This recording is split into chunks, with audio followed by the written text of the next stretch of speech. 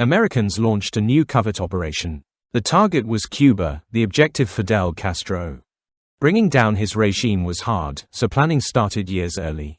CIA specialists led the operation. They organized a guerrilla group of those persecuted or unhappy with Castro in Cuba.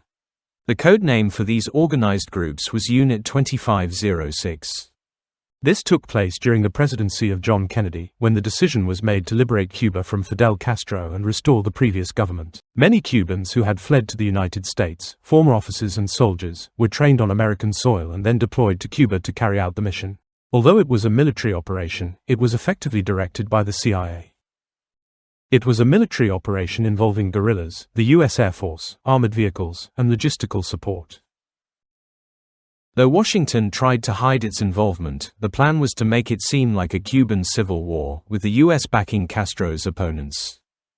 But in reality, everything changed dramatically. The CIA failed to predict the battle's course. Cuban forces shot down American planes, defeated guerrillas, captured some, and jailed others.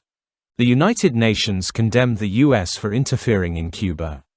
That's why the Bay of Pigs is one of the CIA's most disastrous missions. The plan was for Cuba to be reclaimed by the hands of the Cuban people themselves. In addition, a nationwide uprising was supposed to erupt on the island, while the Americans would provide only transportation and firepower support. And in the final phase, when, according to the CIA strategy, the Cuban fighters were to be backed by the United States, President Kennedy said no. We will not get involved. This is their internal matter. The only support was American planes flying over the landing forces to boost morale. What did they end up doing? Within 3 days, the landing forces were completely wiped out. Some were shot, others drowned trying to escape. The operation failed because the Americans did not provide the promised support. That's when the narrative spread that the CIA had betrayed them and failed to deliver the promised assistance. As a result, many of them were arrested or killed. In American intelligence history, there was an unprecedented case involving Aldrich Ames. A former head of the CIA's counterintelligence division, he was recruited by the Russians in 1985. For 9 years, he passed the Kremlin information on American intelligence activities. Ames exposed 20 American agents to the Russians, who were then captured and executed. He is considered Russia's most valuable espionage asset. He remains the clearest example of betrayal. According to U.S. media, Ames received nearly $5 million from the KGB.